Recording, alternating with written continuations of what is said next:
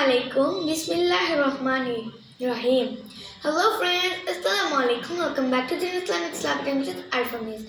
I'm Sadika from Chattanooga.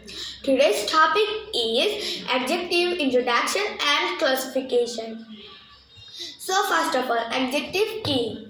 যে word কোনো noun বা প্রোনাউন এর দোষ, গুণ, সংখ্যা, অবস্থান বা পরিমাণ বর্ণনা করে তাকে অ্যাডজেক্টিভ বলে। যেমন Sadek is a good boy. এখানে গুড সাদেকের গুণ বর্ণনা করছে। অ্যাডজেক্টিভ মূলত দুই প্রকারের ব্যবহার আছে। যেমন 1. Attributive adjective.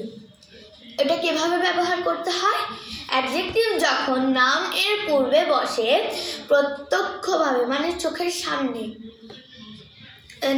নাউনকে কোয়ালিফাই করে তাকে অ্যাট্রিবিউটিভ অ্যাডজেক্টিভ বলে।